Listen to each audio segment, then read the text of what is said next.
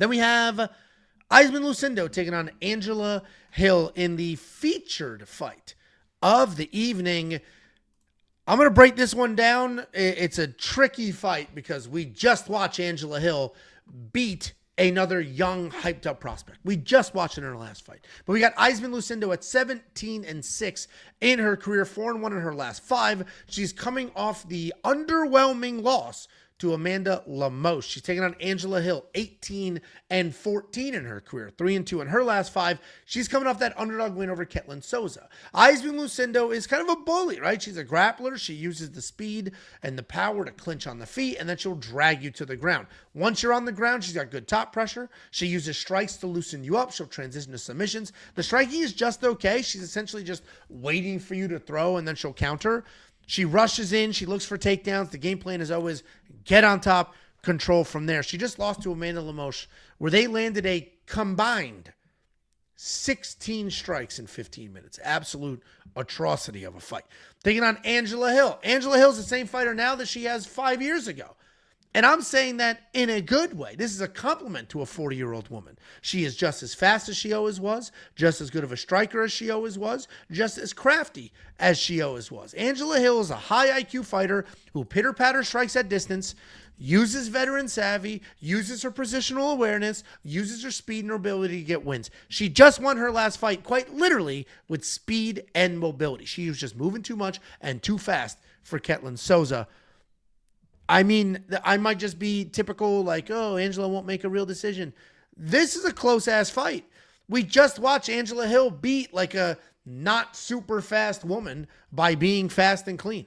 Iasmin Lucindo's not that fast. She's going to come in, big power, rush forward, and if Angela Hill circles and stays off the cage and doesn't get dragged to the ground, she can pop her way to a win. I do think Lucindo wins here. I'm going to pick her to win because I think she is big enough, strong enough, smothery enough to drag Angela to the ground, and she's got big power in her hands. So I'm going to pick Lucindo to win. But 2-1 against a woman who quite literally just won a very similar matchup, a little tricky here, but Lucindo's going to be the pick. What do you think, Jacob? Yeah, Angela Hill's just going to fucking bury her.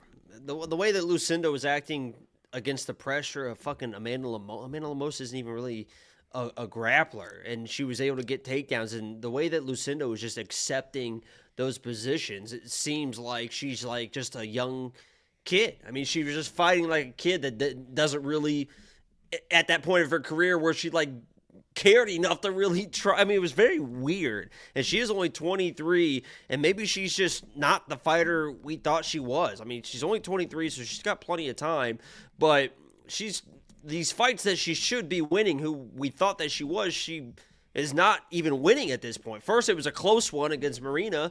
You know, the Carolina fight was a good one.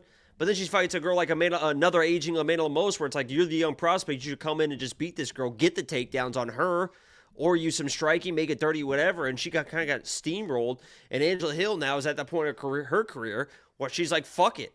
Like, I'm just coming forward and just coming forward and just coming forward. That pressure broke Lucindo in her last fight, and she acted like she didn't care. I know between the two of these girls, who's going to fucking give a fuck? I know who was going to fight for your money. And if I have to pick somebody that's going to fight for your fucking money, and one of them is a plus 175 dog, I'm taking that 10 out of fucking 10 times. When there's a question mark on one side, and I know Angela Hill is going to fucking fight her fucking shoulders off.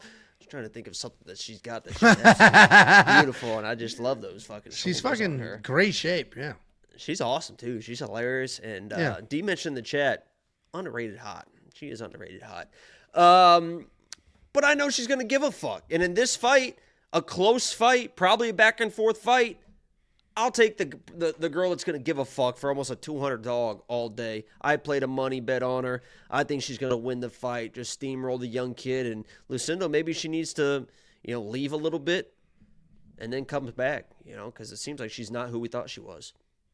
Yeah, there was a great exchange in the chat here. WMMA said, Angela's 40. Like basically saying a 40-year-old can't win this fight.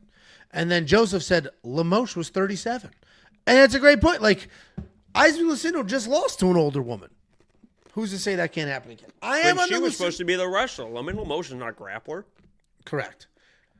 Dude, they landed 16 strikes in that fight. 16. She Wasn't just got laid on. It's crazy. that was on a main card too, and quite literally kicked off entire debates being like, can we just never put women's fights on main cards again?